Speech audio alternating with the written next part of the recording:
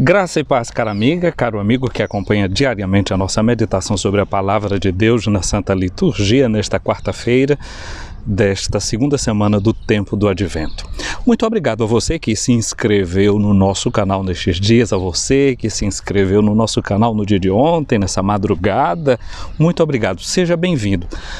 Tarefa do dia: que tal convidar mais alguém a fazer parte deste canal? Segunda tarefa, manda este vídeo, este comentário para alguém e ajude também essa pessoa a fazer bem a sua experiência de vida e de fé, acompanhando a Palavra de Deus aqui através deste nosso canal do YouTube, o canal Boas Notícias. Nosso desejo é que a nossa vida vá ganhando o gosto do Evangelho.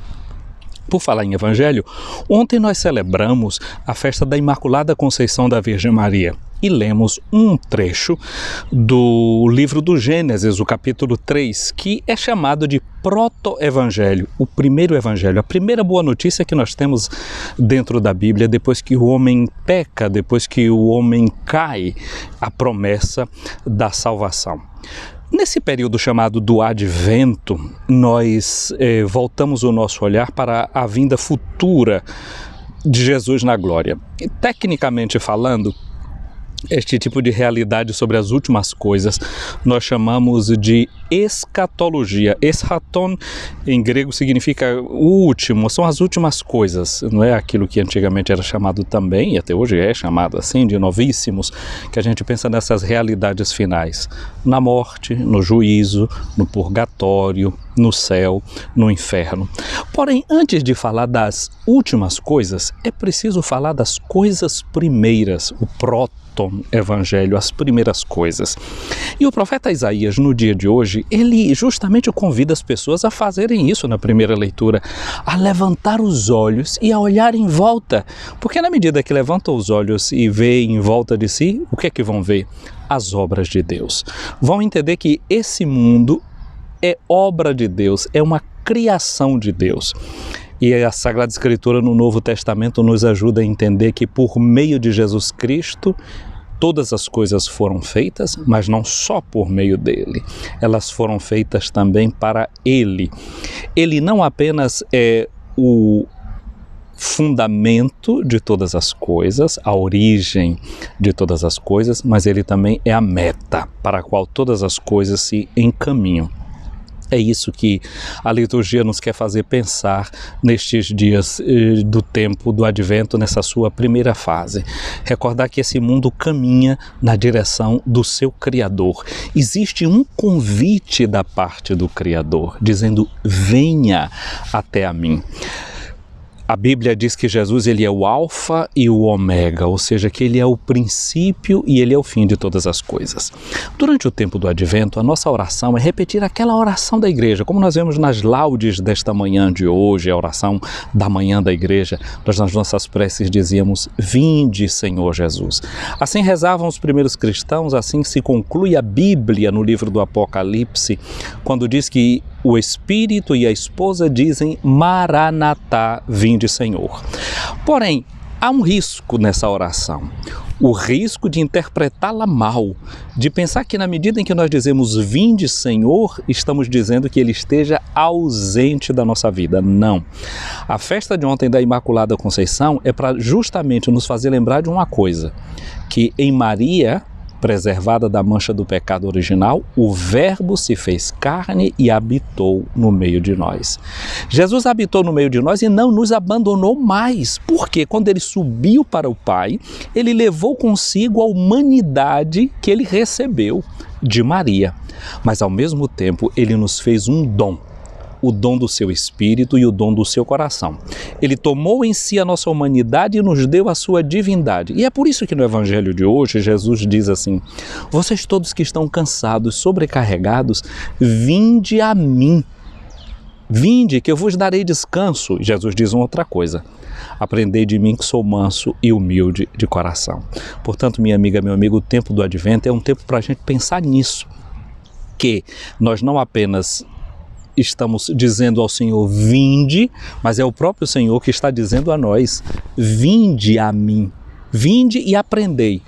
Porque Jesus, o que foi que ele fez no dia do nosso batismo? Ontem nós pensávamos, não é? A festa da Imaculada Conceição, fazer nos relembrar a graça do nosso batismo, que também nos recria em Jesus Cristo nosso Senhor, apagando em nós a marca do pecado. Sim, a graça da originalidade recebida em Cristo Jesus.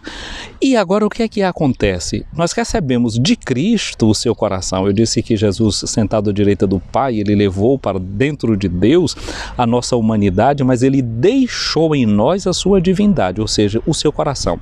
Sabe, o batismo é como se fosse um transplante de coração.